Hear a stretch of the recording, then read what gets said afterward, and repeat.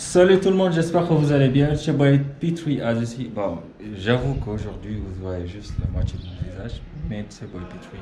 Alors, juste pour vous dire qu'on est dimanche et c'est un jour parfait pour aller faire un peu de moto, rider, tout ça là.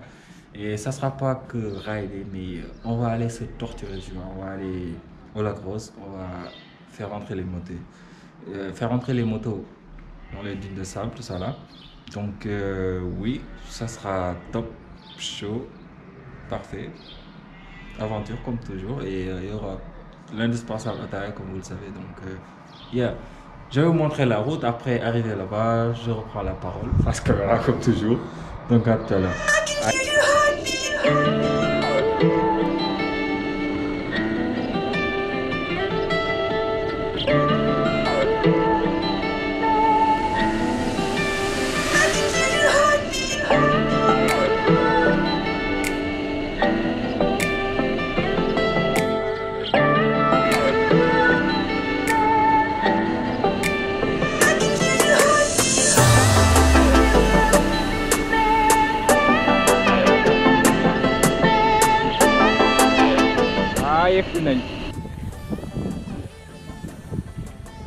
Bon guys, on est bien arrivé au lac Rose, hein? Donc les ce qu'on va faire, ça on va traverser aller à la plage, faire notre thé, après dawalon foofu kii def genre bëggal suñu bopp ci suuf dem def ay mbir waaw def ay mbir affaire yooyu donc yeah à tout à l'heure.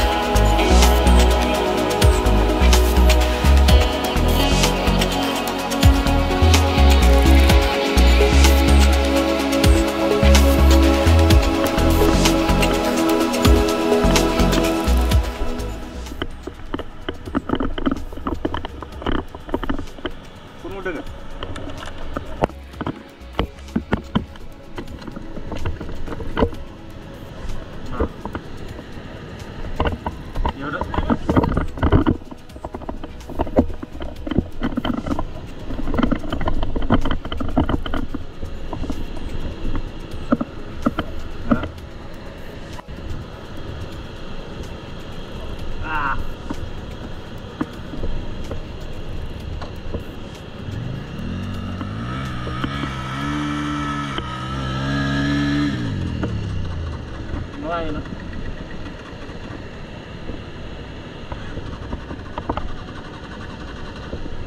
noyé. Mën na ñëwaat peut-être ci kanam.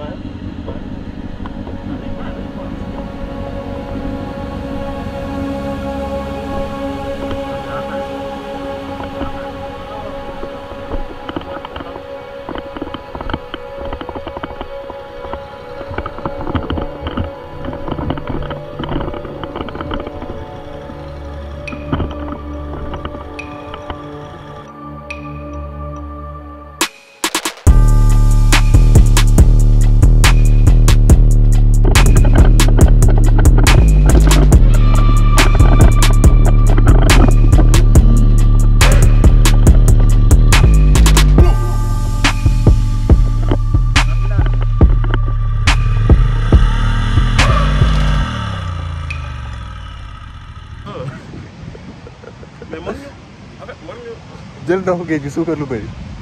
Serigne daal moo ñëw ba fii jëndul ndox bi ñu war a ataaya donc. boo ñu mën ko war a suukar bi bërëngu. def ak bërëngu.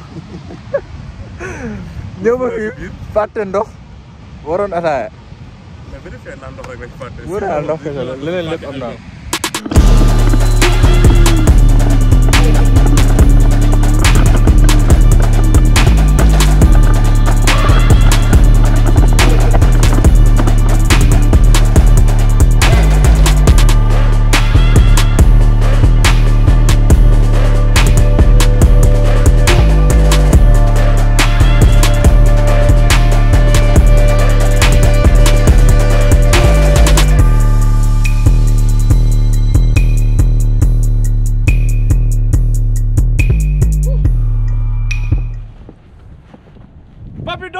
Là yow. C'est comment? Beñe laay yaa ngi nii. Beñe lan? laay ndaw beñeem yaa ngi nii. mu ngi ne moo nekk si mbuus bi. ak jinjeeram bi ak butéel ndoxam maa xalaa lii rek la fi nekkee dem mariage kese. barki yàlla yow. laal ko fondi bu neex. fondi bu jeex jaamu nii muy pax pax. ni mu kiiwee. indi naa jinjeer bi.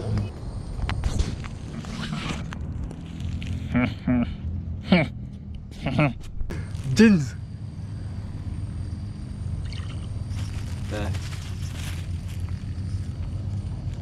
yow man dama soxla lii sax. lan mooy la différence bi.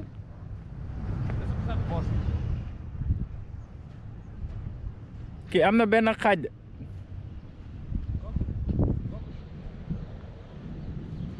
saboteur la. nga ne.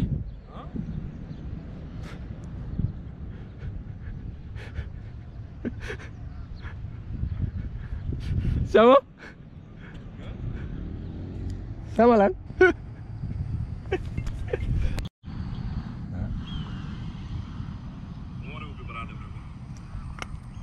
ba pare ñëwul. laa fa influenceur. mais tàng na de.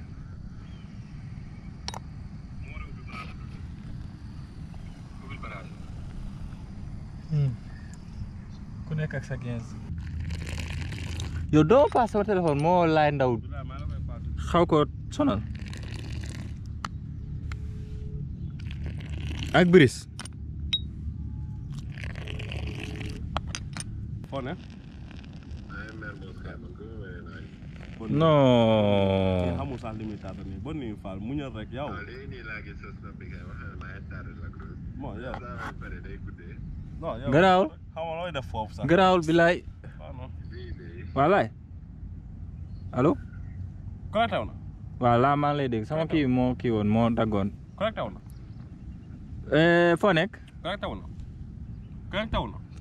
waa connecté nga. connecté wu na. connecté wul. connecté wu na. Connecté yow doo noppi yow. Correct. Ah ok. dañ la bëggoon kookali billaahi booy yaa ngi mais na taal kii mais photo yaa ngi fi. taal appel vidéo. nee na crédit la war a jënd ji nii. waaw jëndal crédit foofu. jëndal crédit foofu gaawal. réew téléphone yi foofu boo fa duggee nga am crédit.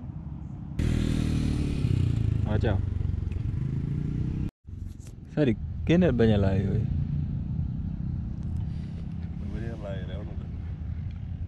bañ a laay moo ko ci li indi ko. non li nga wax nii moom saa waxoon nga fi leneen laay. lan waxal. feer ba après nag. bañ a laay jinjeeru laay ndoxu laay. non am na leneen lu nga wax lu rafet du ñaaw lu am na am rus naa ko. waxal waa léegi dagg naa waxal. man rus naa laay. man jarul kii de.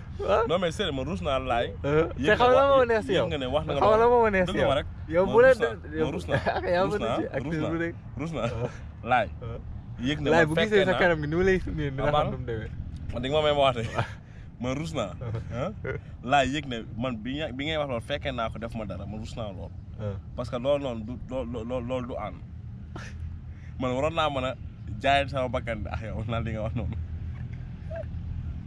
métti na ma nag métti na ma trop daal li nga wax noonu bu ko waxati daal.